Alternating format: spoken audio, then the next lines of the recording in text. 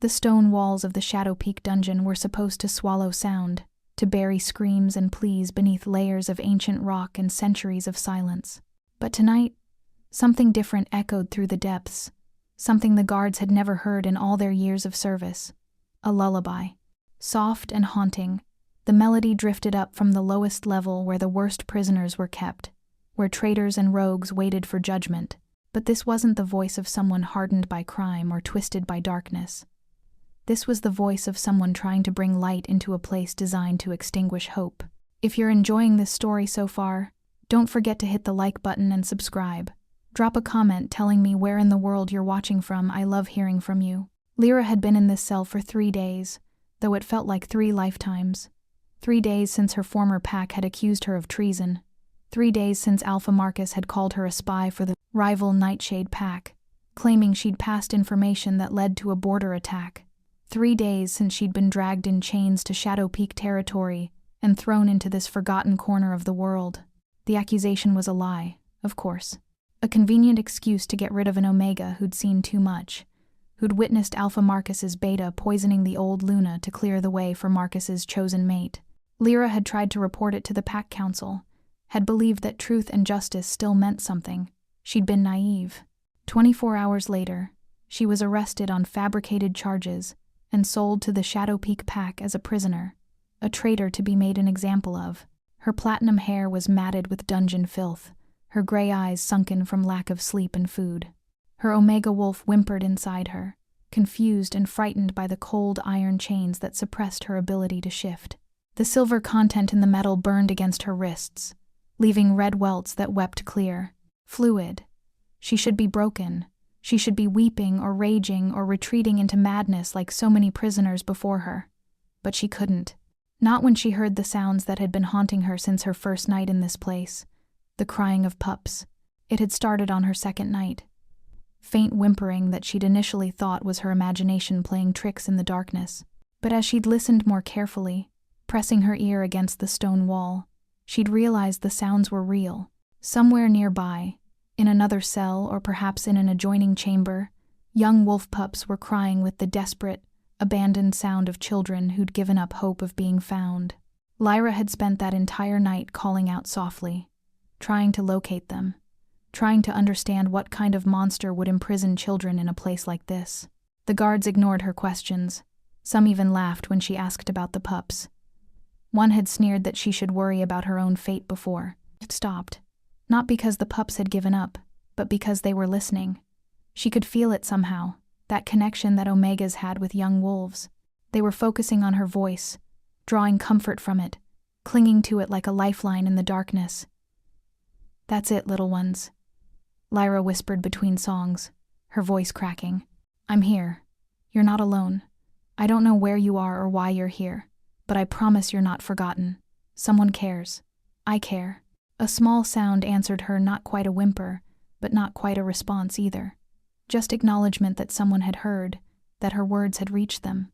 Tears streamed down Lyra's face as she continued singing, her chains rattling softly as she shifted position against the cold stone wall. She sang until her throat was raw, until her voice was barely a whisper, until exhaustion dragged her toward unconsciousness. And in that twilight moment between waking and sleep, she heard it. A small, tentative howl.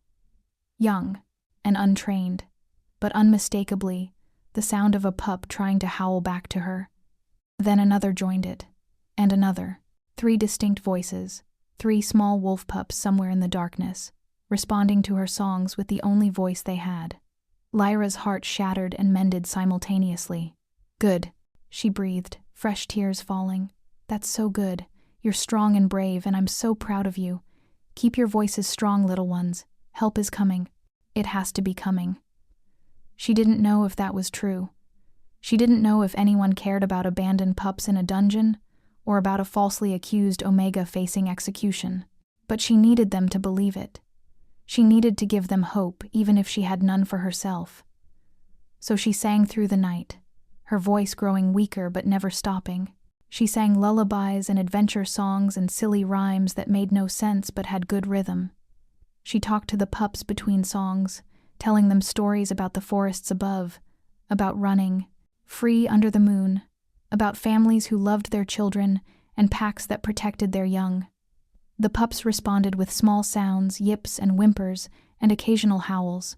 They were still weak, still frightened, but they were engaged now, connected to her through the stone and darkness that separated them. Guards came and went, bringing stale bread and murky water that Lyra forced herself to consume because she needed strength to keep singing. They muttered about the crazy Omega who won't shut up, but none of them tried to stop her.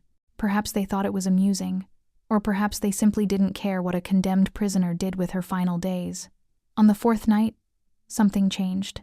Lyra was midway through a lullaby about wolf pups dancing under starlight when she heard new sounds from the pups' location. Not crying or howling, but scratching. Determined, persistent scratching like they were trying to dig through stone. Yes, Lyra encouraged softly, her chains clinking as she moved closer to the wall. Keep trying, little ones. You're so strong, so brave. The scratching continued for hours, accompanied by small grunts of effort. These pups hadn't given up. Despite being abandoned in darkness, despite whatever trauma had brought them here, they were fighting. Her songs had reminded them how to fight. Lyra sang louder, ignoring the burning pain in her throat, ignoring the guard who yelled at her to be quiet. She sang because those pups needed to know someone was cheering for them, someone believed in their strength, someone refused to let them fade into the darkness alone. And then, just before dawn, she heard a sound that made her breath catch. A crack, small but distinct, stone shifting against stone. Keep going, Lyra whispered urgently. You're doing it. You're so close. More scratching, more effort, and then a small opening appeared in the corner of her cell where the wall met the floor. No larger than her fist, but enough for a dim light to filter through from wherever the pups were being kept. And through that small opening, a tiny white paw pushed through, followed by a small whiskered snout. Lyra scrambled across her cell, her chains dragging behind her, and pressed her face to the opening.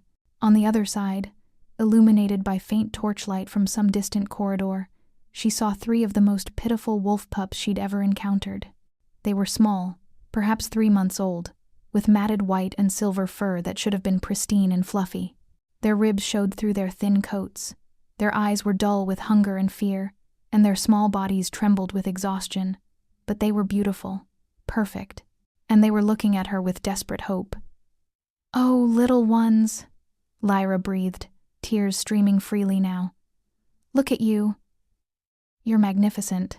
She pressed her fingers through the opening, and all 3 pups immediately pushed forward, trying to lick her hand, trying to get closer to the source of the voice that had been singing to them.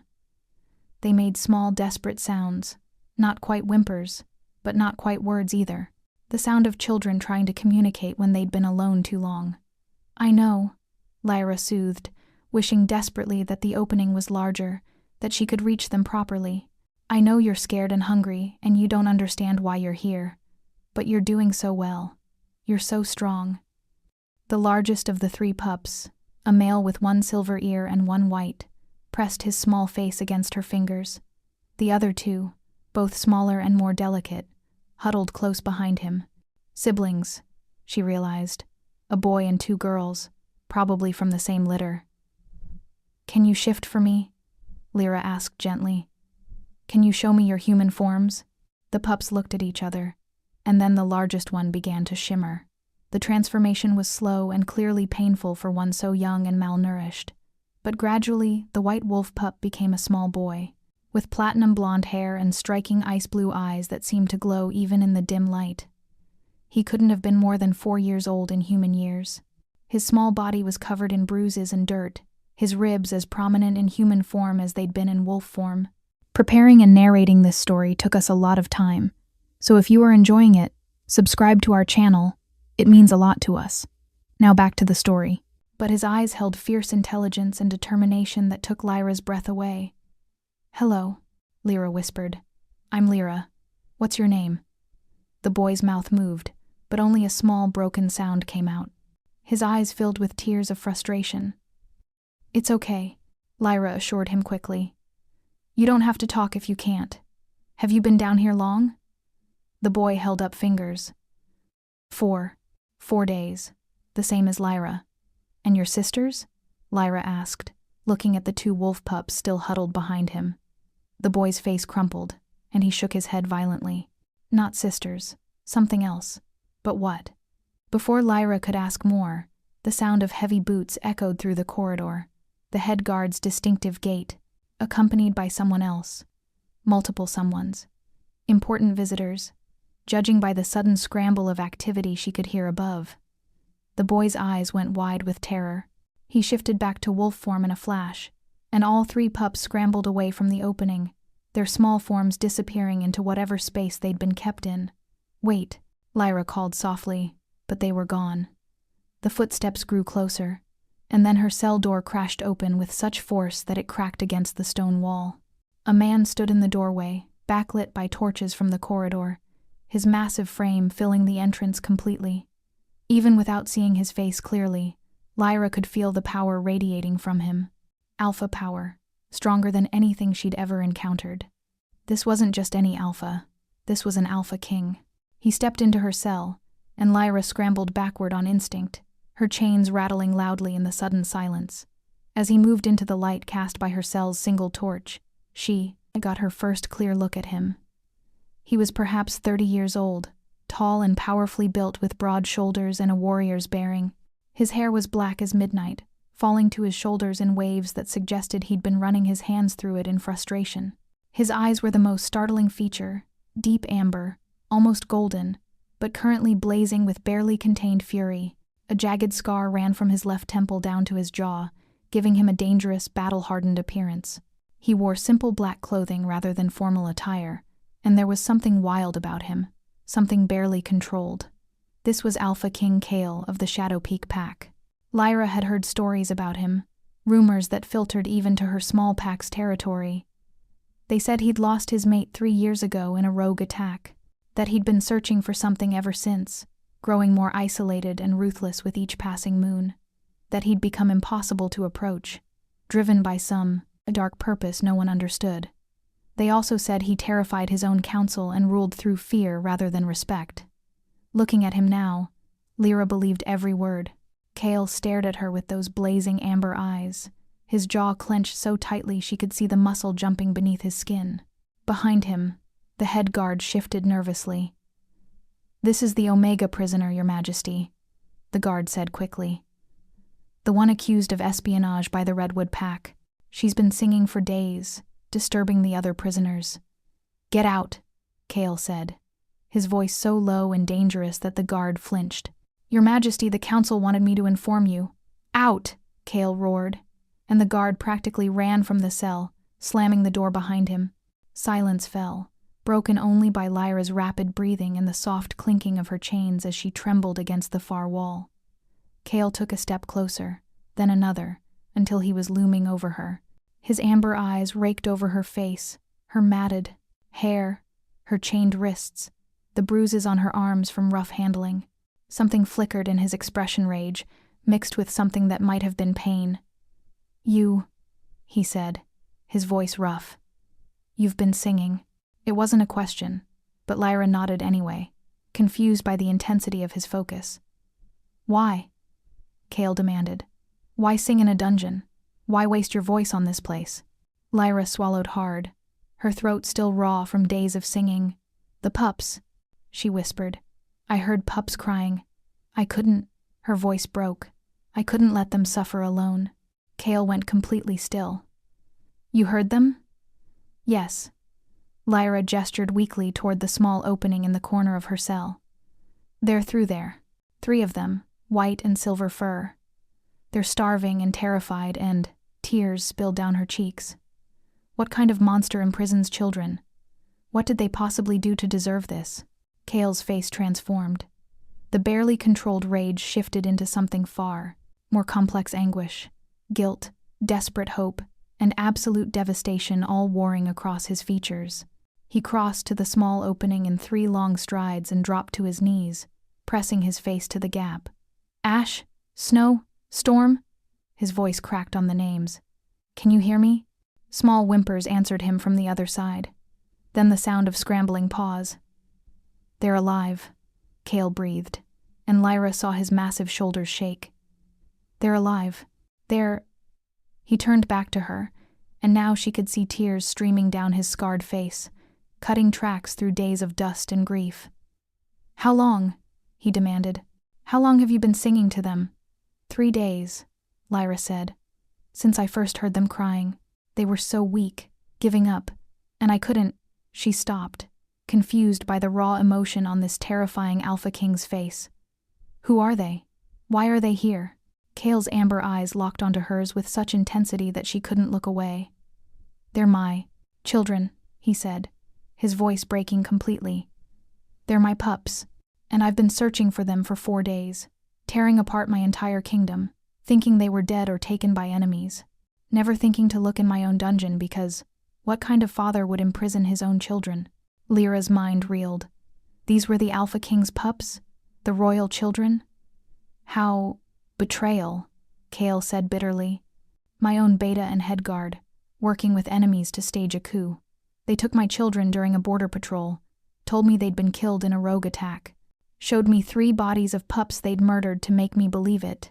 His hands clenched into fists. "I've been in mourning for 4 days. 4 days while my children were here, in the darkness, starving and terrified, thinking I'd abandoned them." He moved toward her again, but this time there was no threat in his approach. He dropped to his knees in front of her, this powerful Alpha King kneeling before a chained Omega prisoner. "You sang to them," he said, his voice rough with emotion. "When I couldn't find them, when I'd given up hope, you gave them comfort. You kept them alive." "Anyone would have," Lyra started. "No," Kale interrupted fiercely. "I have 30 guards in this dungeon. Not one of them told me there were pups crying in the depths. Not one of them cared enough to investigate. Not one of them had the heart to sing lullabies to frighten children in the dark." His amber eyes blazed with something that made her breath catch. "You did that. A stranger, a prisoner, someone facing execution. You chose to spend your voice and strength comforting my children when you had every reason to focus on your own survival." Lyra didn't know what to say. She'd just done what felt right, what any Omega with nurturing instincts would do when hearing a pup in distress. Kale reached for her hands, and she flinched instinctively. He froze, seeing the silver-burned welts on her wrists where the chains had bitten into her skin. "Who did this to you?" he asked, his voice dropping to that dangerous low tone again. "The guards," Lyra whispered. "When I was arrested, Alpha Marcus of the Redwood Pack said I was a spy, that I'd betrayed Pack secrets to enemies. It's not true, but I know it's not true," Kale said flatly. He carefully took her hands in his, mindful of her injuries, and ice-cold power flowed from his touch. The silver chains shattered, falling away from her wrists. Lyra gasped as the suppression on her wolf lifted, as feeling and strength rushed back into her body. Her Omega wolf stirred, confused and wary but no longer caged. "Marcus has been working with my beta for months," Kale continued, his amber eyes never leaving her face. "Setting up a coup, gathering allies, planning to eliminate me and take control of both our territories. You weren't imprisoned for espionage. You were imprisoned because you saw something you shouldn't have, weren't you? Because you tried to report corruption?" Lyra stared at him. "How do you know that?" "Because my beta confessed everything before I killed him an hour ago," Kale said grimly.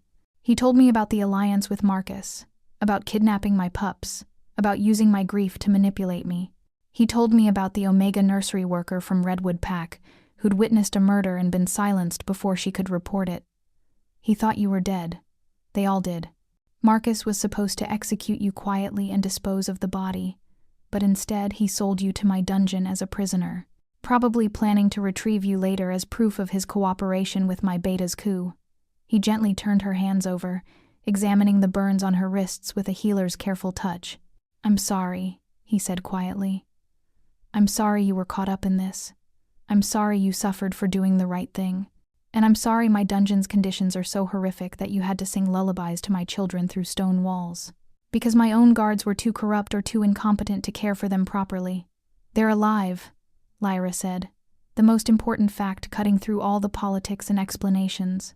"Your children are alive, and they need you. Right now. Nothing else matters compared to that." Kale's expression shifted, softening in a way that transformed his harsh features into something almost gentle. "You're right," he said. Then, before Lyra could process what was happening, he stood and pulled her to her feet with effortless strength. "What are you? We're getting my children," Cale said firmly. "And then we're getting you proper medical care, food, clean clothes, and answers about what you want to do next. But first," he turned toward the door of her cell. "First, we rescue Pups from my own dungeon." He raised his fist and slammed it into the stone wall, beside the small opening his children had created.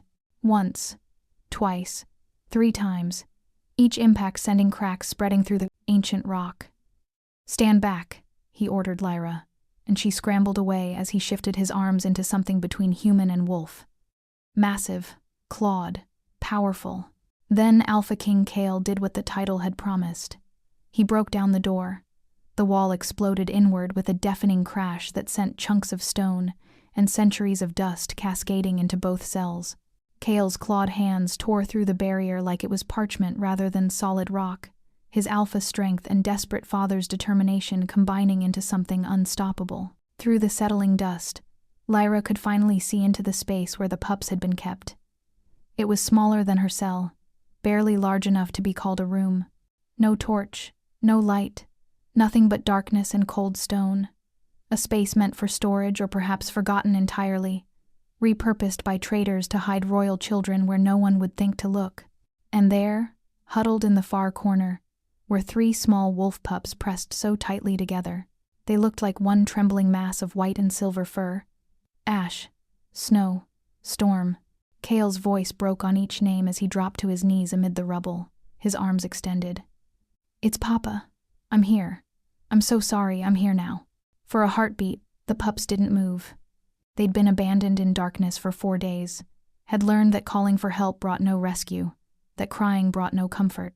They'd been conditioned to expect nothing.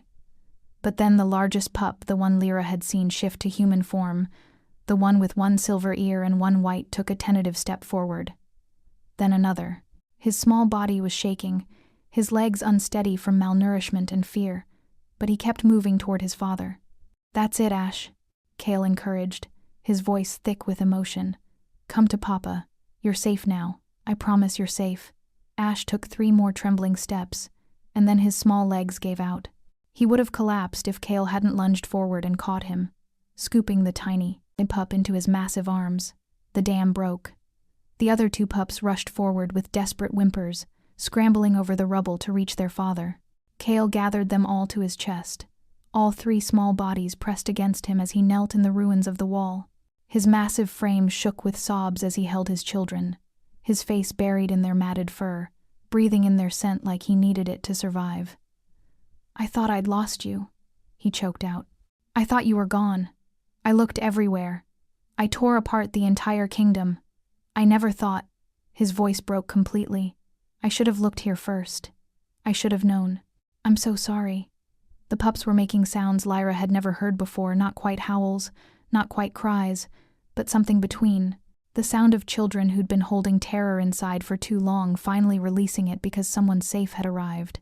They burrowed into Cale's chest, their small bodies trembling violently as they clung to him. Lyra stood at the edge of the destroyed wall, tears streaming down her face as she witnessed the reunion. This was what she'd been singing for. This moment. This family finding each other again. Cale looked up at her then, his amber eyes blazing with emotion even as tears continued to fall. "Come here," he said, his voice rough. "Please, they need you." "They need you," Lyra corrected gently. "Their father. They need both of us," Cale said with absolute certainty. "You're the voice that kept them alive, the comfort they clung to. They trust you." Ah, as if to prove his point, the smallest pup, one of the females, lifted her head from Cale's chest and looked directly at Lyra. Her ice blue eyes, so similar to Lyra's own, were filled with recognition. She made a small sound, almost like a question. Lyra moved forward without thinking, stepping carefully over the rubble until she was kneeling beside Cale. The small pup immediately reached out a tiny paw toward her, and Lyra took it gently, in her hand. "Hello, little one," she whispered. "I'm so glad you're safe." The pup shifted then, the transformation rippling through her small body until a little girl with platinum blonde hair and those striking ice blue eyes was reaching for Lyra instead. She couldn't have been more than 3 years old, small and delicate even for a wolf pup. "Sing," the little girl whispered, her voice barely audible and rusty from disuse. "Sing Moon Song." Lyra's heart clenched. Without hesitation, she began to hum the lullaby about the moon goddess watching over her wolves. The little girl's eyes drifted closed, her small body relaxing slightly as the familiar melody wrapped around her. The other 2 pups shifted as well, transforming into small children. Ash, the boy with the fierce ice blue eyes and one streak of silver through his platinum hair, looked between Lyra and his father with an expression far too solemn for a 4-year-old. "We heard you," he said to Lyra, his voice stronger than his sister's but still rough from days of crying. "In the dark, we heard you singing and we knew we weren't alone." The 3rd pup, another little girl slightly larger than her sister, pressed her face against Kale's chest but extended one small hand toward Lyra. Her platinum hair was tangled with debris, and her ice blue eyes were haunted. "You promised," she whispered. "You promised help was coming. You promised we weren't forgotten. And I was right, wasn't I?" Lyra said gently, her hand covering the little girl's. "Your papa found you. Help came. Because you showed me where to look," Kale said, his amber eyes intense on Lyra's face. "Your voice led me here. The guard said there was a prisoner who wouldn't stop singing, who was disturbing the whole dungeon. I came to shut you up." His expression twisted with self-recrimination. "I was going to threaten you into silence. Instead, I found you singing lullabies to the children I thought I'd lost forever." He adjusted his hold on the 3 pups, making sure all of them were secure against his chest. "We need to get them medical attention, food, warmth. They're severely malnourished and dehydrated." His jaw clenched. 4 days without proper food or water. 4 days in darkness. The healers need to examine them immediately. "Yes," Lyra agreed, seeing how the children's small bodies trembled with exhaustion and hunger. "But carefully. They're traumatized.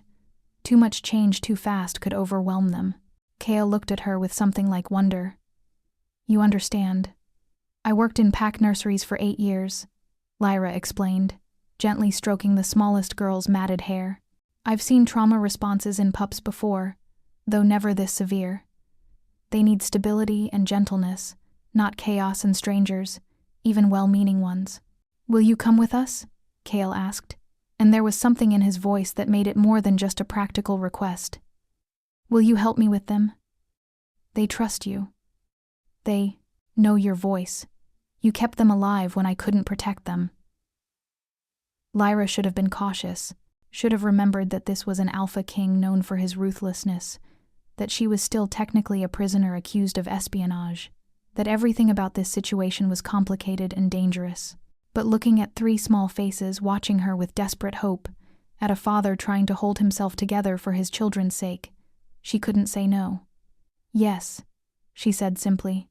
"I'll help." Relief flooded Kale's features.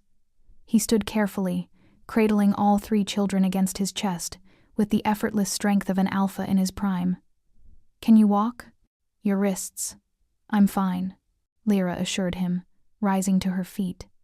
The absence of the silver chains made her feel almost weightless, her Omega wolf stretching inside her with relief at the freedom. "Let's get your pups somewhere safe." Kale nodded and turned toward the destroyed cell door.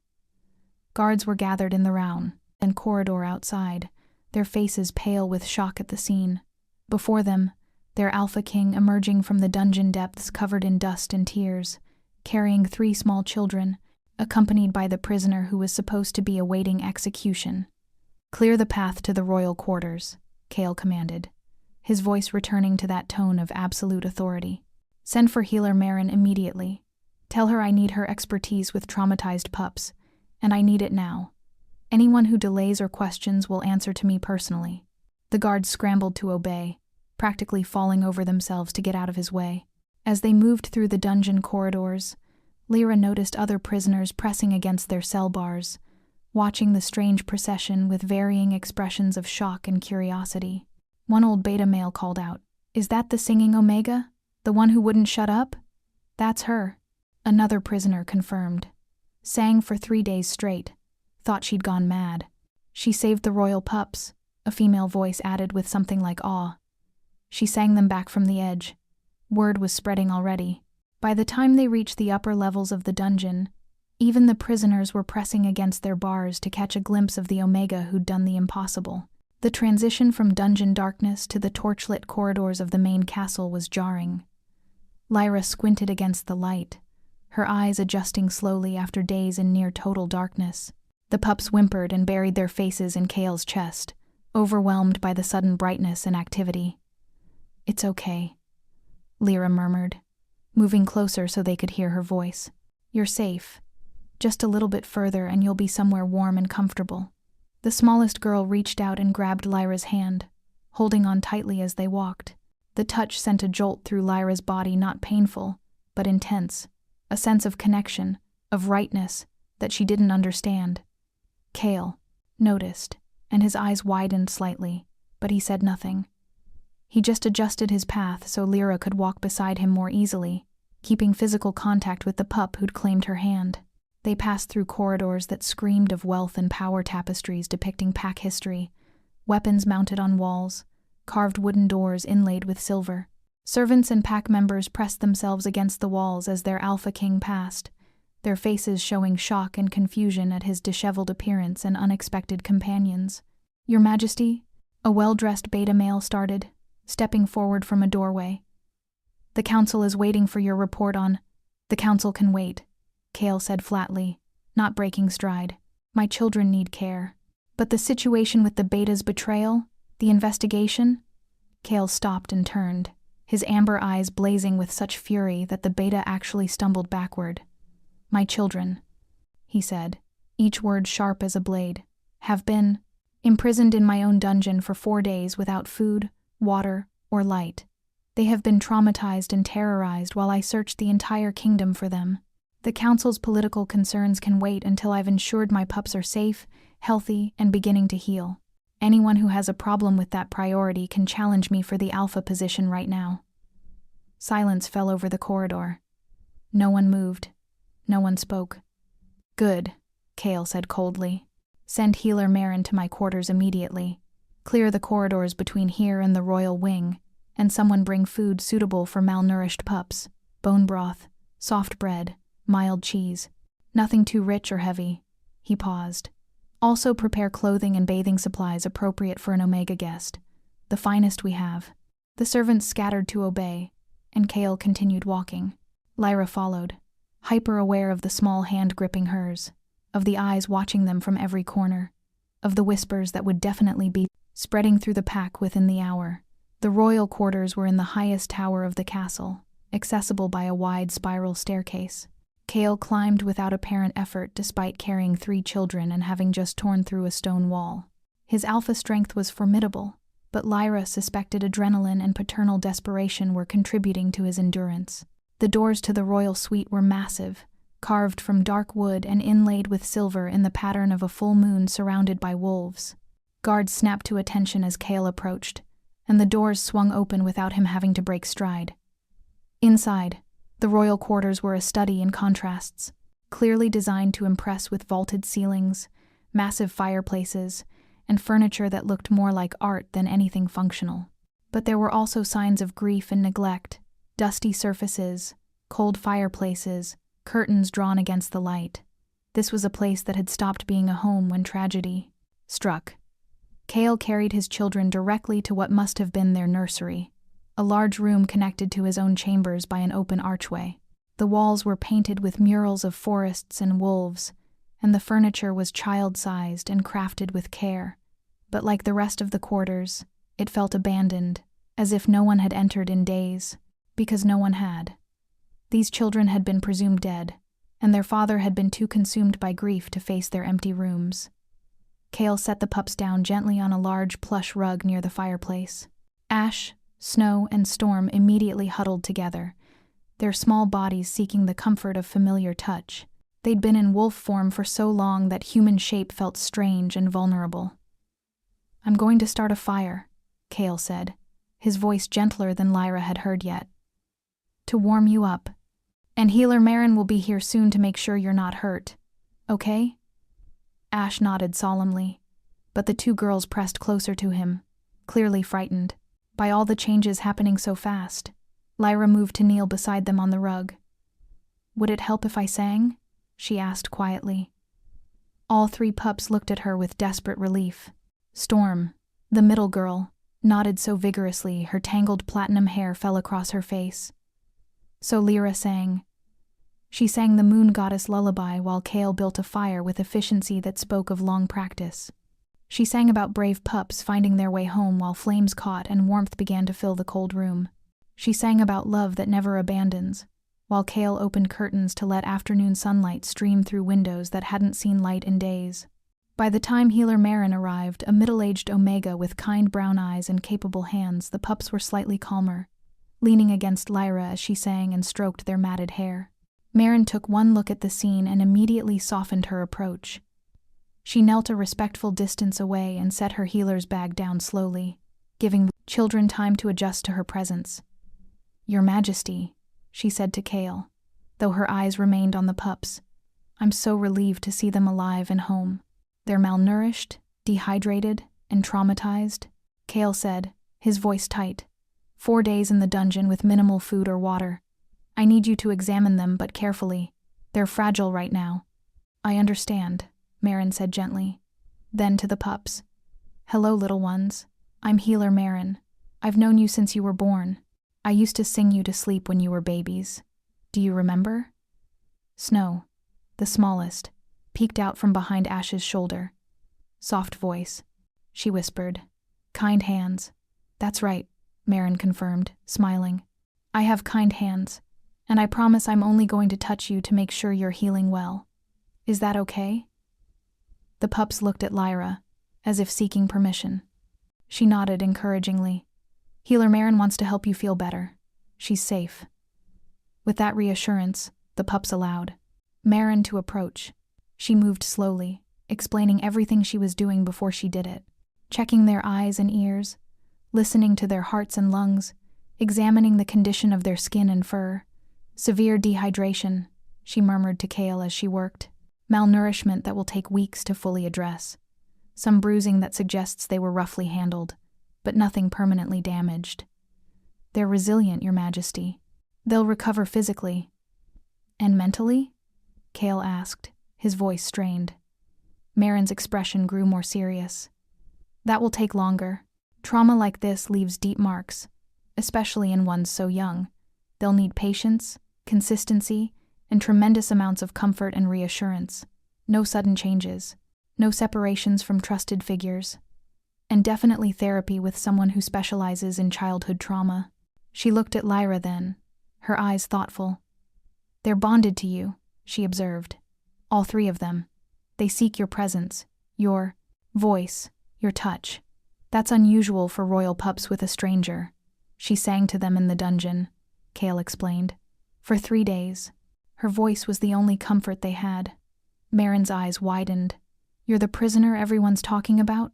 The Omega who wouldn't stop singing? Lyra nodded, suddenly self-conscious of her filthy appearance and the burns on her wrists. Those need treatment, Marin said immediately, noticing the injuries. Silver burns can become infected quickly. She reached into her bag and pulled out a jar of salve. May I? Lyra extended her wrists, and Marin applied the salve with practiced efficiency. The cooling sensation was immediate and blessed. Thank you, Lyra murmured. Thank you, Marin countered seriously, for keeping our future alphas alive, for giving them hope when they had none, for caring about the pups when you had every reason to focus only on your own survival. She finished bandaging Lyra's wrists and met her eyes directly. The pack owes you a debt that can never be fully repaid. Before Lyra could respond, a knock sounded at the door. A servant entered carrying a tray of food bone broth in small bowls, soft bread, mild cheese, and a pitcher of water with honey. The pups' eyes went wide at the sight of food, their small bodies tensing with desperate hunger. But they didn't move, as if afraid the food would be taken away if they showed too much interest. It's yours, Kale said gently, taking the tray and bringing it closer. All of it. Eat as much as you want. Still, The pups hesitated until Lyra picked up one of the bowls and offered it to Snow. "Start with small sips," she advised. "Your stomachs need to adjust gently." With her guidance, all 3 pups began to eat. They started slowly, tentatively, but as they realized the food was real and no one was going to take it away, they ate with more enthusiasm. Not frantically, Lyra was careful to pace them, making sure they didn't make themselves sick. By eating too fast after days of near starvation, Kale watched with an expression of such profound relief that it transformed his harsh features. This was what he'd thought he'd lost forever, the simple, domestic act of feeding his children. After the meal, Marin insisted the pups needed baths and clean clothing before they could properly rest. Servants brought in a large copper tub and filled it with warm water, and Lyra helped bathe each pup carefully, washing away days of dungeon filth and trauma. The water turned dark with dirt, but the pups emerged clean and soft, their platinum and silver hair shining in the firelight. Dressed in clean sleeping clothes, they looked like different children, still thin and haunted, but no longer the pitiful, matted creatures from the dungeon. "Sleep now," Kale said, tucking them into the large bed that dominated the nursery. It was clearly designed for all 3 of them, with plenty of room for small bodies to spread out. But the pups huddled, together in the center, still seeking the comfort of closeness. "Will you stay?" Ash asked, looking at Lyra with those 2 old eyes. "Will you sing while we sleep?" Lyra glanced at Kale, uncertain. This was his time with his children, his chance to reconnect. She shouldn't intrude, but Kale nodded immediately. "Please," he said, "if you're willing. They need you." So Lyra settled into a chair beside the bed while Kale sat on the floor, leaning against the bed frame. She sang softly lullabies and gentle songs about safety and home and wolves who loved their pups. One by one, the children's eyes drifted closed. Exhaustion and full stomachs and warmth and safety finally allowed them to sleep properly for the first time in days. Their small bodies relaxed, their breathing deepened, and gradually the tension that had held them rigid since their rescue began to ease. When all 3 were deeply asleep, Lyra let her voice fade to silence. The room was quiet except for the crackling fire and the pup's gentle breathing. Kale stood slowly, moving with careful quiet. He gestured for Lyra to follow him into the adjoining sitting room, far enough from the nursery that they could talk without disturbing the sleeping children. Once they were alone, Kale turned to face her, and the full weight of his focus was almost overwhelming. "I need to know everything," he said quietly. "How you ended up in my dungeon. What you witnessed. Why Marcus wanted you silenced. All of it." So Lyra told him. She explained how she'd been working in the Redwood Pack nursery when she'd gone to deliver medicine to the Luna's quarters. How she'd arrived early and found Beta Thorn Marcus's closest advisor adding something to the Luna's tea. How she'd watched, frozen in the doorway, as the old Luna drank the poisoned tea and collapsed within minutes. "Thorn saw me," Lyra said, her voice shaking with the memory. He smiled and said that accidents happen all the time in pack houses, that a young Omega without family or connections should be very careful about what she sees and reports. She described how she'd run directly to the Pack Council to report the murder, how they'd listened with concerned faces and promised to investigate, how she'd been arrested the next day, charged with espionage and treason, accused of betraying Pack secrets to the Shadowpeak Pack. Marcus stood there and listed all these supposed crimes I'd committed, Lyra said bitterly. Evidence that was clearly fabricated, witnesses who were obviously lying, but the council acted like it was all legitimate, like I was this dangerous traitor who needed to be removed. Because Marcus controlled the council, Kale said, anger simmering beneath his controlled exterior. My beta confessed that they'd been working together for over a year. Marcus wanted to take over Redwood Pack from his aging father. My beta wanted to take over Shadowpeak from me. They planned to assassinate both leaders and merge the territories under their joint control. He began to pace, his movements controlled but tense. Your Luna's murder was the first step in Marcus's takeover. With her gone, his father became vulnerable to manipulation. Once he had full control of Redwood, he was going to help my beta stage an accident for me. Taking my children was part of that plan. Traumatize me with their supposed deaths. Wait until grief made me vulnerable, then strike. But you found them. Lyra said softly. You found them because I was singing. Kale stopped pacing and looked at her with such intensity that she felt pinned in place. Yes, he said. The guards reported a prisoner who wouldn't stop singing, who was disturbing the dungeon. I came down to silence you, to assert my authority over this one small thing I could control when everything else was chaos and grief. His voice dropped. Instead, I heard your voice singing a lullaby I used to sing to my children when they were infants. And something in my chest cracked open. He moved closer, and Lyra found herself unable to step back even though every instinct screamed that she should maintain distance from this powerful, dangerous alpha. I followed your voice deeper into the dungeon than I'd been in years, Kale continued. And when I reached your cell and saw you sitting there, chained and filthy and exhausted, still singing to comfort invisible pups through a stone wall. He stopped, his amber eyes blazing with emotion. I felt something I haven't felt in 3 years, since my mate died. Lyra's breath caught. She knew what he was saying, what he was implying, but it was impossible. Mate bonds were rare, and they certainly didn't form between an alpha king and a packless Omega prisoner. You felt it too, Kale said. And it wasn't a question. When Snow took your hand, that jolt of connection, of rightness, you felt it. I don't. Lyra started, but her denial faltered under the weight of his gaze. I'm not asking you to. Accept it, Kale said quickly, seeing her panic. I'm not asking you to make any decisions or declarations. You've been through tremendous trauma. You were falsely accused, imprisoned, tortured with silver chains. The last thing you need is an alpha king declaring a mate bond and pressuring you into something you're not ready for. He took a step back, giving her space. What I am asking is for you to stay. Help me with my pups while they heal. They trust you in a way they don't trust anyone else right now. They need stability and comfort, and you provide both. In return, I'll clear your name, punish those who falsely accused you, and give you whatever resources you need to build a new life here or elsewhere, as you choose. You want me to be their nanny, Lyra said slowly, trying to understand. I want you to be whatever you're comfortable being, Kale corrected. Nanny, caretaker, friend, healer, whatever role feels right to you. No pressure, no expectations beyond caring for. 3 traumatized pups who desperately need someone they trust. It should have been an easy decision. She had nowhere else to go, no pack to return to, no family waiting. Staying here meant safety, resources, purpose. But something about the way Kale was looking at her suggested this was about more than just childcare. What about the mate bond? Lyra asked quietly. If it's real, it doesn't just go away. It grows stronger the more time we spend together. Eventually, it becomes impossible to ignore. Then we'll deal with it when that time comes, Kale said. Together, as equals.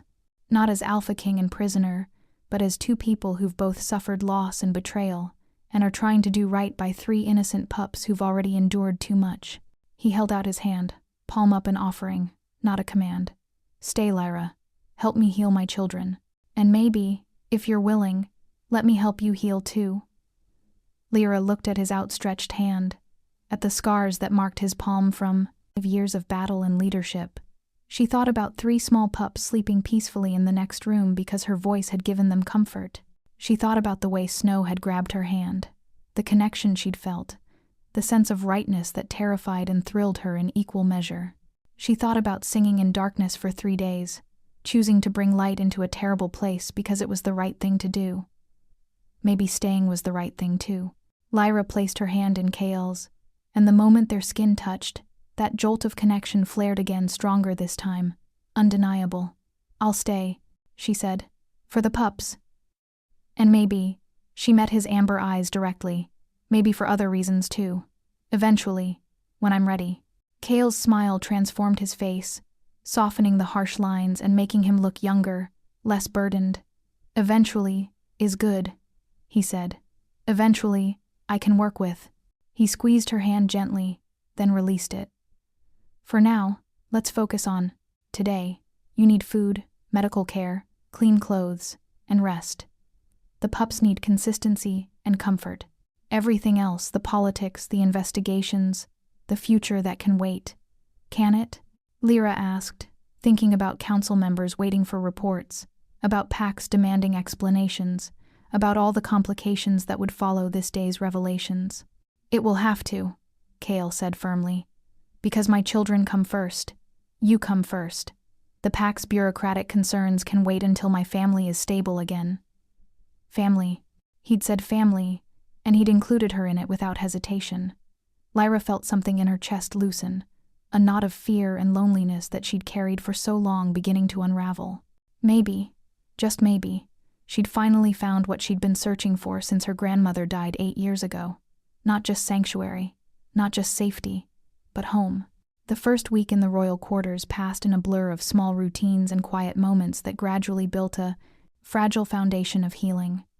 Lyra had been given chambers adjacent to the nursery, a suite of rooms that were far more luxurious than anything she'd ever experienced.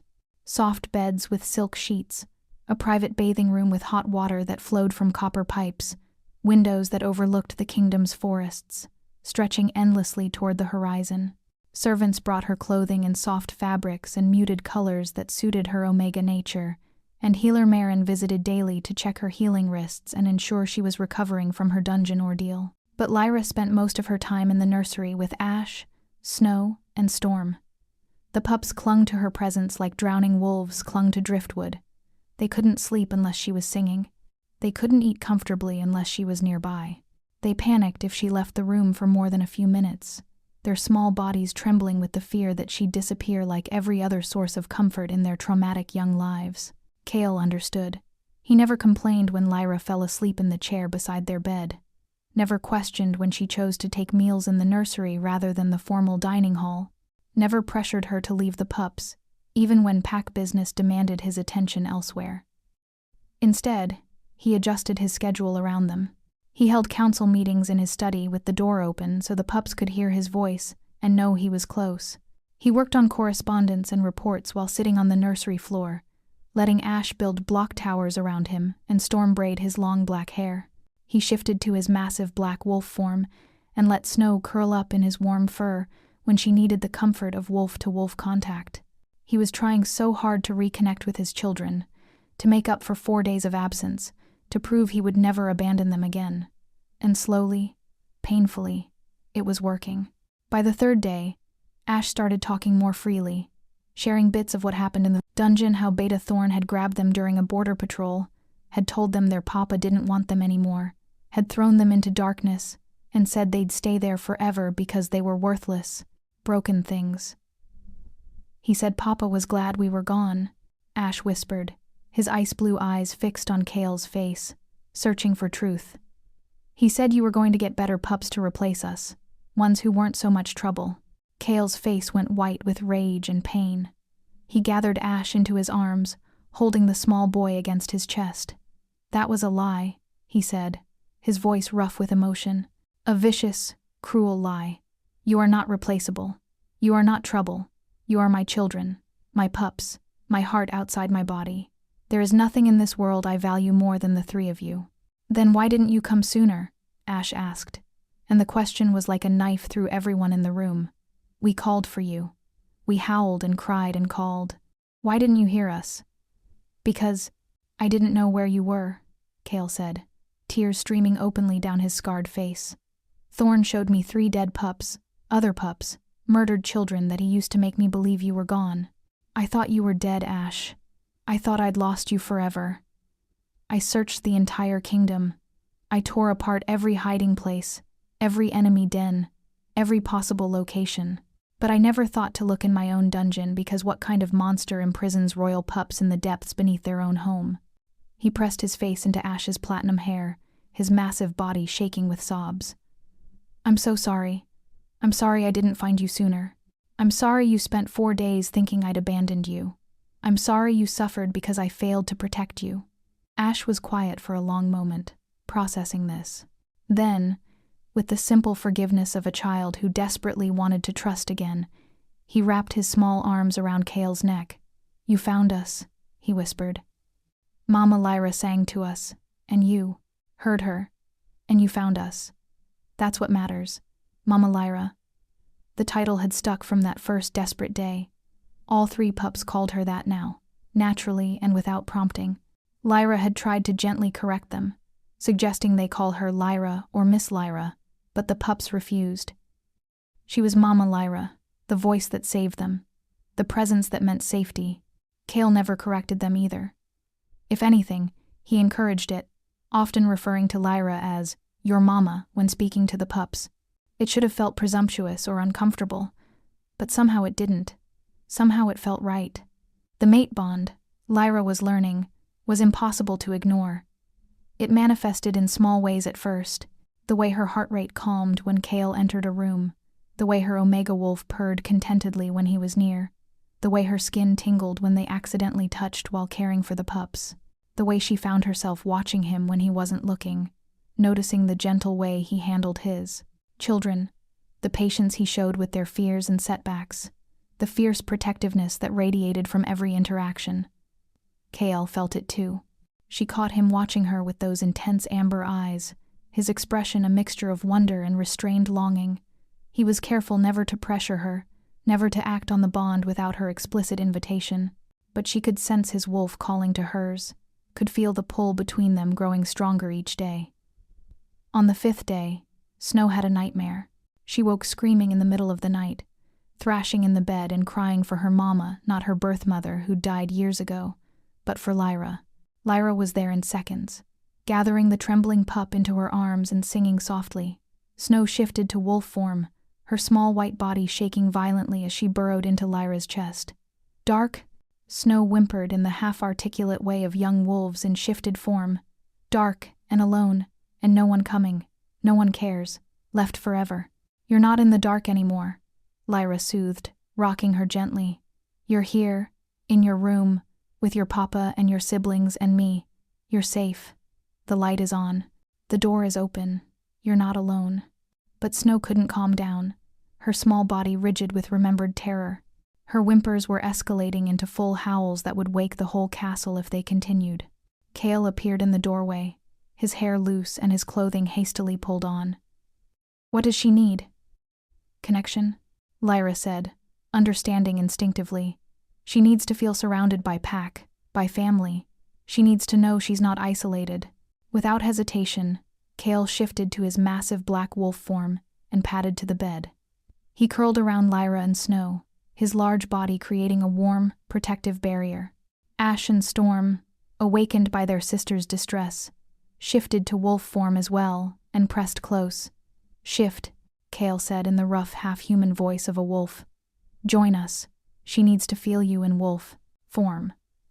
Lyra hesitated. She hadn't shifted since being imprisoned, hadn't felt comfortable enough or safe enough. But looking at Snow's terrified ice-blue eyes, at the way the small pup was trembling, she knew Cale was right. She shifted, her Omega Wolf emerging in a smooth transformation. Her wolf was smaller than Cale's, pure white, with the same gray eyes as her human form, delicate and graceful in a way that marked her clearly as Omega. Snow immediately burrowed into her white fur, the small pup seeking the comfort of being surrounded by her pack. Ash and Storm pressed close on either side, and Cale's massive form curved around all of them like a living fortress. For the first time since the dungeon, Snow's trembling stopped. Surrounded by the warmth and scent and presence of wolves who loved her, she finally felt safe enough to sleep. They stayed that way until dawn, a tangled pile of wolves in the nursery bed, and when they shifted back to human form in the morning light, something fundamental had changed. They were a pack now, not officially, not formally, but in the way that mattered most in their bones, in their wolves, in the bonds that were forming between them like threads of silk growing stronger each day. Thank you, Cale said quietly as they watched the pup sleep peacefully, exhausted from the night's emotional storm. For being here, for understanding what they need.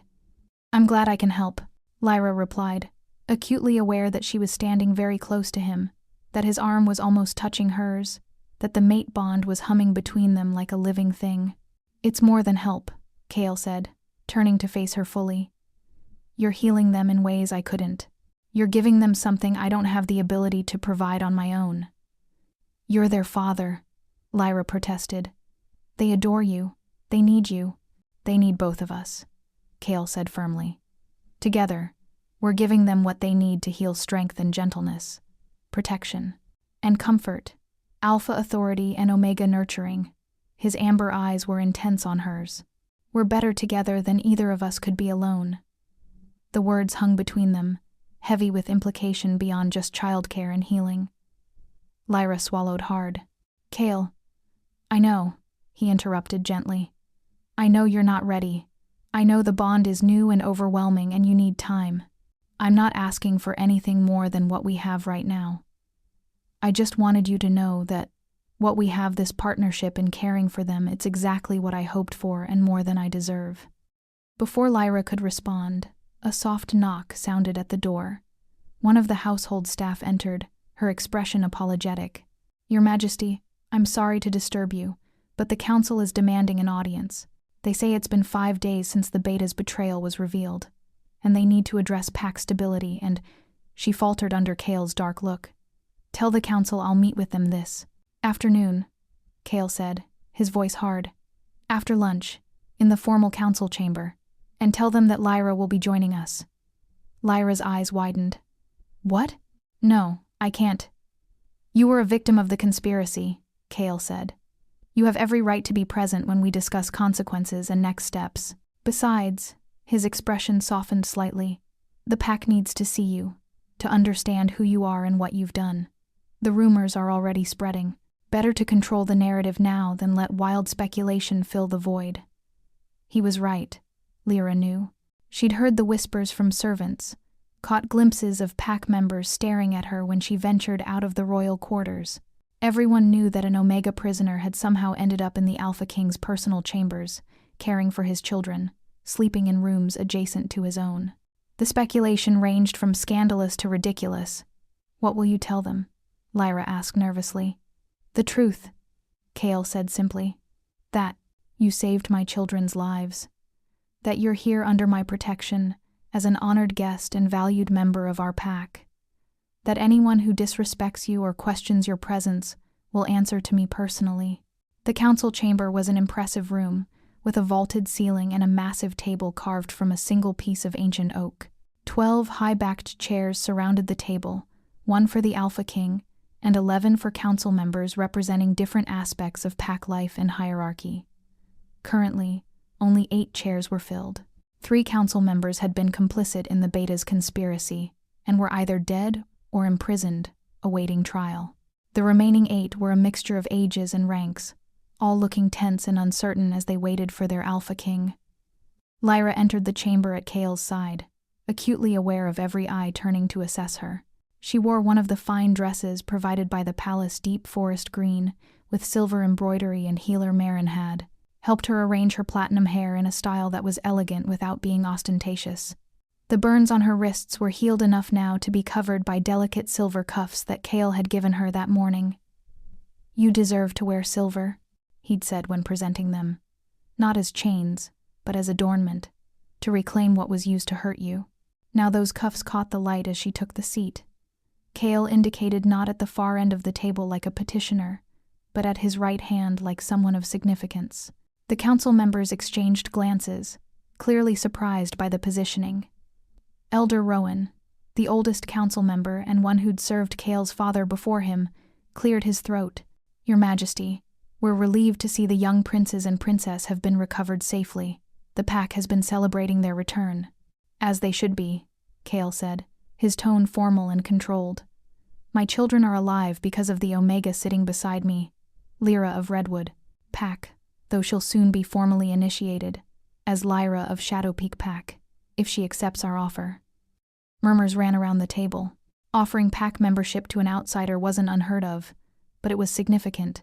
It meant Lyra would have full rights and protections as a pack member, would be able to participate in pack hunts and ceremonies, would be bound to Shadowpeak's laws and customs. We don't question your gratitude, Your Majesty, said Lady Iris, a sharp-eyed alpha female who'd served as trade negotiator. But the circumstances are unusual. A prisoner accused of espionage ends up in the royal quarters, caring for your children, positioned as if she holds rank. The pack is confused about her status. Then let me clarify, Kale said, his voice hard as steel. Lyra was falsely accused by Alpha Marcus of Redwood Pack as part of a conspiracy to eliminate her because she witnessed a murder. The same conspiracy that resulted in Beta Thorn's betrayal and the kidnapping of my children. He stood, and the force of his alpha presence filled the room.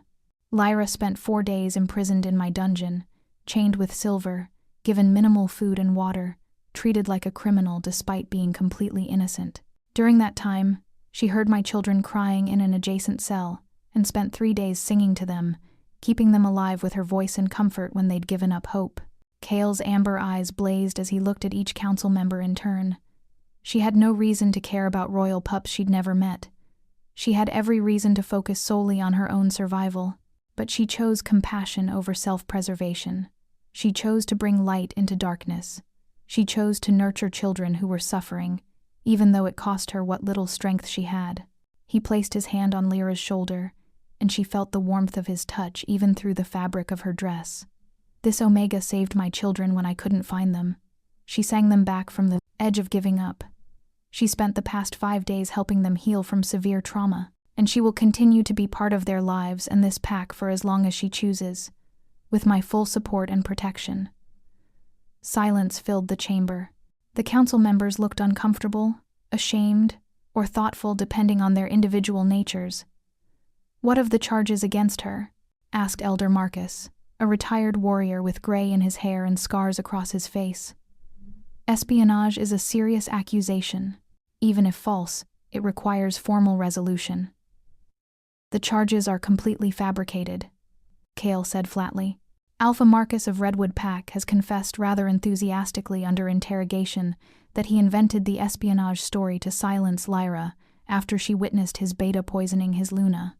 The so-called evidence was manufactured. The witnesses were paid to lie. There was never any truth to the accusations." He pulled a document from inside his jacket and tossed it onto the table. Marcus's signed confession, witnessed by 3 neutral alphas from allied packs. He's currently imprisoned awaiting trial for conspiracy to commit murder, false accusations against a pack member, and attempting to incite conflict between allied packs through manufactured evidence. Elder Rowan picked up the confession and read it carefully, his expression darkening. "This is damning. Marcus will face execution for these crimes." "Yes," Kale agreed, "and Lyra's name will be formally cleared throughout all allied packs. I'm sending letters today to ensure everyone knows she was falsely accused and is under Shadowpeak's protection." Lady Iris leaned forward, her eyes thoughtful. "You speak of protection, Your Majesty, of pack membership and honored status, but the positioning," she gestured at Lyra sitting at Kale's right hand, "suggests something more significant.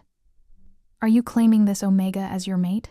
The question dropped into the room like a stone into still water, sending ripples of shock and speculation through the assembled council. Lyra's breath caught. She and Kale had danced around this topic for days, acknowledging the bond privately but not discussing what it meant publicly. Now Lady Iris had forced the issue into the open. Kale's hand remained on Lyra's shoulder, steady and warm. "Lyra is my fated mate," he said clearly, and the words seemed to echo in the sudden silence. "The mate bond formed the moment I heard her singing to my children. It's undeniable and sanctioned by the moon goddess herself." More murmurs, louder now. Fated mate bonds were sacred in wolf culture, seen as divine will rather than personal choice. Even the most traditional council members couldn't argue against the moon goddess's selection. "However," Kale continued, his voice firm, "Lyra has been through tremendous trauma. She was falsely accused, imprisoned, tortured with silver chains, and treated like a criminal. She deserves time to heal, to adjust, to decide what she wants for her future without pressure or expectations." He looked down at Lyra, his amber eyes soft. "I will not claim her publicly or complete the mate bond until she's ready. She has my protection and my respect regardless of whether she ever chooses to accept me as her mate. Is that understood?" It was a remarkable statement. Alpha Kings didn't typically defer to Omega preferences, especially regarding mate bonds. The traditional expectation would be for Kale to claim Lyra immediately, marking her before the pack and solidifying the bond without consultation. But Kale was giving her choice. Agency, respect, Lyra felt something in her chest crack open a wall she'd built around her heart after years of being invisible and undervalued. Cale saw her, not as a useful omega or a convenient solution to his childcare needs, but as a person deserving of choice and consideration. "Thank you," she said softly, looking up at him. Then, surprising herself, she added, "But I think the pack deserves to know that I'm considering accepting, that the choice isn't whether to reject the bond, but when I'll be ready to embrace it fully." Cale's eyes widened, and joy flashed across his features before he controlled it. "Are you certain?" Lyra nodded. She'd spent 5 days watching this alpha king be gentle with traumatized children, patient with their setbacks, vulnerable in his love for them. She'd felt the mate bond growing stronger, felt her omega wolf yearning toward him, felt the rightness of being in his presence. "I'm certain that this is where I belong," she said, loud enough for the council to hear. "With your children, in this pack, and eventually, when I'm healed enough as your mate and Luna." The council erupted in reactions ranging from approval to concern to calculation, but Cale only had eyes for Lyra, his expression so full of wonder and gratitude that it took her breath away. "Eventually," he repeated, echoing their conversation from days ago. "I can work with eventually." Elder Rowan cleared his throat loudly, bringing order back to the chamber. "Well then, if the Alpha King has found his fated mate, and if she's willing to accept the bond, then the pack should prepare for a proper mating ceremony. Once the lady is ready, of course." "Once she's ready," Cale agreed firmly. "And in the meantime, I expect the council and all pack members to treat Lyra with the respect due to the Alpha King's chosen mate. She'll participate in pack decisions as she feels comfortable. She'll have access to all pack resources. And she'll continue living in the royal quarters and caring for my children without question or speculation." "Of course, Your Majesty," Lady Iris said smoothly, "though I think some public appearances would help settle the pack's uncertainty. A formal introduction at the next pack gathering, perhaps?" Cale looked at Lyra questioningly. She took a deep breath, then nodded. She couldn't hide in the royal quarters forever. Eventually, she'd need to face the pack that would become hers. "The full moon gathering is in 3 days," Elder Marcus noted. "That would be an appropriate venue for formal introductions." "Agreed," Cale said. "We'll present Lyra to the pack at the full moon gathering. And we'll also be presenting my children publicly, for the first time since their rescue." The council members nodded approval. The full moon gathering was one of the most important pack traditions, a time when all members came together to run under the moon goddess's light, to reinforce pack bonds, and to celebrate their wolf nature. It would be Lyra's first real test as the Alpha King's chosen mate. Her first time facing hundreds of wolves who would judge whether she was worthy of their king, whether an Omega who'd been a prisoner days ago could truly become their Luna. The thought terrified her, but looking at Cale's confident expression, feeling the mate bond humming between them, she found courage she didn't know she possessed. "I'll be ready," she said firmly. The rest of the council meeting passed in discussions of pack business repairs needed in the Eastern Territory, trade negotiations with allied packs, the trial procedures for the traitors who'd conspired with Beta Thorn. Lyra listened carefully, beginning to understand the complex web of politics and relationships that governed pack life. When they finally left the council chamber, Cale took her hand, a simple gesture that nonetheless sent warmth flooding through her body. "You did well," he said, as they walked through the corridors toward the royal quarters. "The council respects strength and directness. You showed both." "I was terrified," Lyra admitted. "Courage isn't the absence of fear," Cale said. "It's acting despite fear. You have more courage than most alphas I know." They reached the royal quarters to find Healer Marin sitting with the pups, all 4 of them engaged in what looked like an art project involving falling, finger paints, and an alarming amount of mess. "Mama Lyra," Storm called out, holding up paint-covered hands. "Look, I made you a picture of our family." Lyra moved closer to examine the painting. It showed 5 figures, 3 small ones that were clearly the pups, 1 large black figure that must be Cale in wolf form, and 1 white figure that she recognized as herself. "It's beautiful," Lyra said, her throat tight with emotion. "Can I hang it in my room?" Storm nodded enthusiastically, then launched into a detailed explanation of every element in her painting. Ash and Snow added their own artwork to the presentation, all of them eager to share their creations with their Mama Lyra and Papa. Kale caught Lyra's eye over the children's heads, and the look he gave her was full of such tenderness that she felt her resolve weakening. The mate bond pulsed between them, strong and insistent. Eventually was starting to feel like maybe it shouldn't be so far away after all. That night, after the pups were asleep and Lyra was preparing to retire to her own chambers, Kale stopped her at the door. "Walk with me?" he asked. "Just for a few minutes. There's something I want to show you." Curious, Lyra followed him through the quiet corridors of the castle and up a spiral staircase she hadn't explored before. They emerged onto a tower balcony that offered a breathtaking view of the kingdom spread out below. The moon was nearly full, its silver light painting everything in shades of pearl and shadow. Forest stretched to the horizon, broken only by the occasional glimmer of the river that wound through Shadowpeak territory. "This is where I come when I need to think," Kale said, leaning against the stone railing. "When the weight of leadership feels too heavy, when decisions seem impossible. I come here and look at the land I'm responsible for, at the pack depending on me, and I remember why everything matters." He turned to face her, the moonlight catching in his amber eyes and making them glow. "I wanted to bring you here because I want you to see what I see.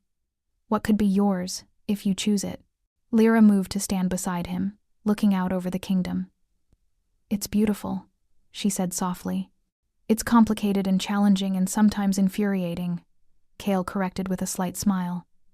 "Being Luna isn't easy. The pack will have expectations. The council will challenge you. Other packs will test you.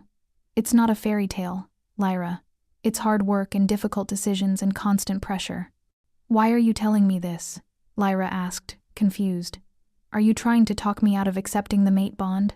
"No," Kale said firmly. "I'm trying to make sure you understand what you'd be accepting. I don't want you to choose me and then regret it when you realize what being Luna truly means. You deserve to make an informed decision." He reached out and gently took her hand, his thumb brushing over the silver cuff covering her healed wrist. "You've already been hurt so much, betrayed by your pack, falsely accused, imprisoned, tortured. The last thing I want is for you to feel trapped again, this time by a mate bond and responsibilities you didn't fully understand." Lyra looked up at this powerful alpha king who was being so careful with her, so respectful of her autonomy, who'd given her choice when he could have simply claimed her, who was trying to protect her even from himself. "What if I want the complications?" she asked quietly. "What if I want the challenges and the hard work and the pressure?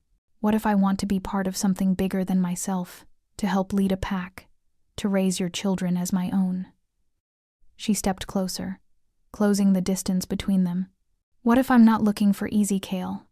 What if I'm looking for meaningful, for purposeful, for real?"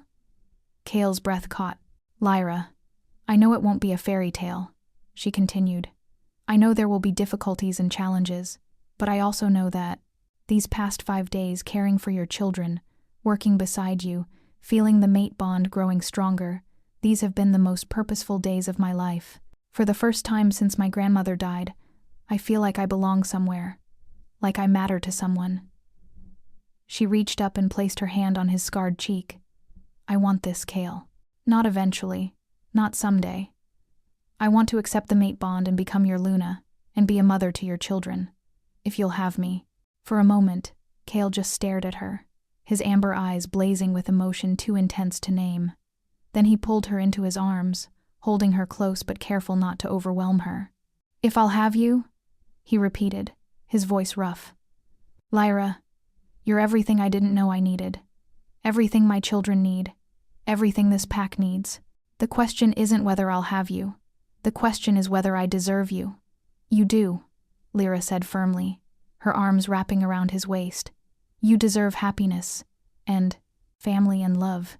You deserve a mate who sees you, not just the alpha king, but the man underneath, the father who loves his children so fiercely, the leader who puts his pack's well-being above his own pride, the person who was vulnerable enough to admit he was wrong, and strong enough to make it right." Kale's hand came up to cup her face, his touch impossibly gentle. "Are you certain? Because once we do this, once we complete the mate bond, there's no going back. You'll be bound to me, to this pack, to this life. I need you to be absolutely sure." "I'm sure," Lyra said, meeting his intense gaze without flinching. "I choose you, Kale. I choose this life. I choose us." The kiss, when it came, was tender and careful and full of promise. Kale kissed her like she was precious and fragile, like he was afraid she might break or disappear if he wasn't careful. His hand trembled slightly as it cradled her face, and when they finally broke apart, both of them were breathing hard. "At the full moon gathering," Kale said, his forehead resting against hers. "In 3 days, I'll claim you before the pack, complete the mate bond under the moon goddess's light. We'll do it properly, with ceremony and witnesses, so no one can ever question your place at my side." 3 days, Lyra agreed. "That gives me time to prepare, to be ready. And time for me to make sure everything is perfect," Kale added. "You deserve a proper mating ceremony, Lyra. Not something rushed or hidden, but a celebration of what we're choosing together." They stood together on the tower balcony for a long time, wrapped in each other's arms, watching the moonlight paint silver across their kingdom. 3 days until everything changed. 3 days until Lyra transformed from Packless Omega to Luna of one of the most powerful packs in the region. It should have been terrifying, but with Kale's arms around her and the mate bond humming contentedly between them, it felt like coming home. The full moon rose, over Shadowpeak territory like a silver guardian, bathing the sacred clearing in light that seemed to pulse with ancient power.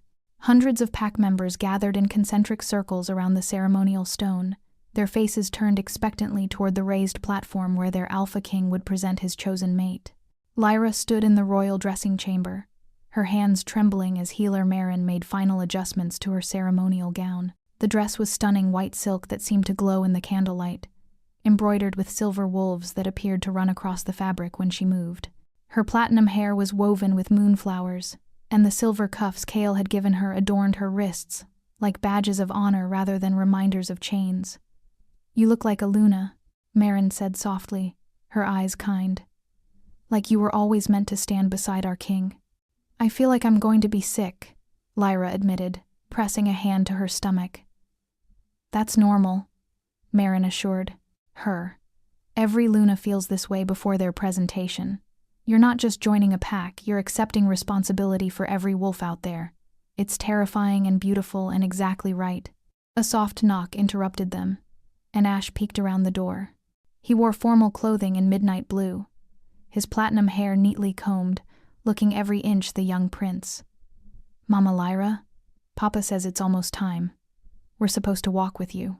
Snow and Storm appeared behind their brother, equally dressed in ceremonial finery.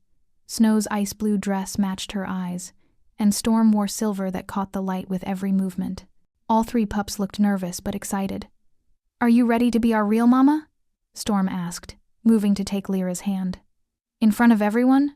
Lyra knelt down to their level, gathering all 3 children close. "I'm ready," she said firmly. "Are you ready to be my pups, officially?" "We've been your pups since the dungeon," Ash said solemnly. "This just makes it so everyone else knows." The ceremony clearing was packed when they arrived. Lyra walked between Kale and the children, her heart pounding as hundreds of eyes tracked their progress. She could feel the pack's assessment, some approving, some skeptical, all intensely curious about the Omega, who'd captured their king's heart. Elder Rowan stood at the ceremonial stone, his aged face solemn in the moonlight. "Under the witness of the moon goddess and this assembled pack, we gather to acknowledge the mate bond between Alpha King Kale and Omega Lyra." Kale took Lyra's hands in his amber eyes blazing with emotion and certainty. "I claim you as my fated mate," he said, his voice carrying across the clearing. "Not because you're convenient or politically advantageous, but because the moon goddess chose you for me, because you saved my children when I couldn't find them, because you bring light into darkness and comfort into fear, because my wolf recognizes yours as the other half of my soul." He raised their joined hands. "I claim you before this pack, before the moon goddess, before everyone who matters. You are mine, and I am yours, forever." The mate bond flared to full power between them, no longer something to be denied or delayed. Lyra gasped as it settled into place, feeling Kale's emotions as clearly as her own. His love, his protectiveness, his absolute certainty that this was right. "I accept your claim," Lyra said, her voice steady despite her racing heart. "I choose you as my mate, these children as my own, and this pack as my family. I will stand beside you, support you, challenge you when needed, and love you without reservation. I claim you as mine, Kale, forever." Kale pulled her close and kissed her as the pack erupted in howls of approval. The mate bond completed with a flash of power that everyone present could feel the moon goddess's blessing made manifest. When they broke apart, Kale turned to address the pack. "Your Luna has proven herself through compassion and courage. She kept my children alive when they'd given up hope. She chose kindness over self-preservation. She deserves your respect, your loyalty, and your welcome." Elder Rowan stepped forward with a silver circlet, simple but elegant, marked with the Shadowpeak pack symbol. "Lyra of Shadowpeak, do you accept the responsibility of Luna? To lead beside your mate, to protect the vulnerable, to uphold pack law, and to serve your people with wisdom and strength?" "I accept," Lyra said clearly, and Rowan placed the circlet on her head. The pack's howls intensified, but Lyra barely heard them. She was focused on 3 small faces watching from the edge of the platform, Ash, Snow, and Storm, their eyes shining with tears and joy. "Come here," she called to them, and they rushed forward. She gathered all 3 into her arms as Kale wrapped around them all. "My pups," she whispered, "my family, forever." The celebration continued late into the night, but Lyra's attention was caught by movement at the clearing's edge. A figure emerged from the shadows, Alpha Marcus of Redwood Pack, flanked by guards but clearly there under escort rather than as a prisoner. Kale stiffened beside her, but before he could react, Marcus approached and dropped to one knee before them. "Alpha King Kale, Luna Lyra," Marcus said, his voice heavy with shame. "I come to formally apologize for my crimes against your mate and to accept whatever punishment you deem appropriate. I falsely accused an innocent Omega, caused her imprisonment and torture, and nearly destroyed her life to cover my own sins." He looked directly at Lyra, tears streaming down his face. "I have no excuse, no justification. I let ambition and fear turn me into a monster. You witnessed a murder and tried to report it, and I destroyed you for it. I will carry that shame until my last breath." Lyra looked at the Alpha who'd ruined her life, who'd sent her to a dungeon to die, who'd stolen everything from her. She should hate him, should demand his execution. But looking at her mate, her children, her new pack, she realized he'd inadvertently given her everything she'd ever wanted. "I forgive you," she said quietly, and felt Kale's surprise through the mate bond. "Not because you deserve it, but because holding on to hatred would poison the happiness I've found. You took away my old life, but that led me here to my true mate, to children I love, to a purpose I never imagined." She stood taller, her voice strengthening. "But forgiveness doesn't mean no consequences. You'll be stripped of your Alpha position, your pack will be integrated into Shadowpeak under new leadership, and you'll spend the rest of your life serving this pack in whatever capacity we deem appropriate, probably caring for the elderly and sick, learning what real service means." Marcus nodded, accepting the judgment. "Thank you, Luna. It's more mercy than I deserve." As guards led him away, Kale turned to Lyra with wonder in his eyes. "You continue to surprise me," he said softly. "That was Luna, justice firm but merciful." "Exactly right." "I learned from the best," Lyra replied, squeezing his hand.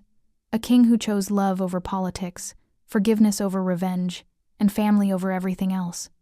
3 days later, Lyra sat in the nursery, watching Ash teach his sisters a complex game involving wooden blocks and increasingly elaborate rules. They laughed freely now, the haunted look in their eyes slowly fading. They still had nightmares sometimes, still needed extra reassurance, but they were healing. Kale entered and settled beside her, pulling her against his side. Through the mate bond, she felt his contentment, his peace, his profound gratitude for the life they were building together. "Elder Rowan sent the official pack records," he said, showing her a document. "You're listed as Luna, the pups are officially listed with both of us as parents, and your Omega status has been elevated to Alpha paired rank. It's all formal now." "Good," Lyra said, watching Storm successfully build a tower that immediately collapsed, sending all 3 pups into giggles. Though I think we proved what matters most the moment you broke down that wall. I'd break down 1,000 walls for you, Kale said seriously. For them. For this family we're building. Snow looked up and caught them watching. Mama Lyra, Papa, come play with us. They joined the pups on the floor, powerful Alpha King and new Luna reduced to playmates by 3 demanding children, as Lyra sang softly while building towers, as Kale's laughter filled the room, as the pups' joy echoed off the walls. She thought about the strange journey that had brought her here, from dungeon prisoner to Luna, from singing through stone walls to singing lullabies in a nursery filled with light, from broken and alone to surrounded by family who loved her without reservation. What are you thinking about? Kale asked, noticing her expression. That sometimes the darkest moments lead to the brightest futures, Lyra said. That kindness is never wasted. That love finds a way even through dungeon walls and broken hearts. She looked at her mate, her pups, her home. That I'm exactly where I'm meant to be. Forever, Kale agreed, pressing a kiss to her temple. Forever, 3 small voices echoed. And in the nursery where a broken family had been made whole, where songs had replaced screams, where love had conquered darkness, Luna Lyra sang her children to sleep one more time, not because they were lost in dungeons anymore, but because they were home. Thank you so much for watching until the end. If you loved this story, check out the other videos on your screen now. I think you'll really enjoy them. And don't forget to subscribe if you haven't already. See you in the next story.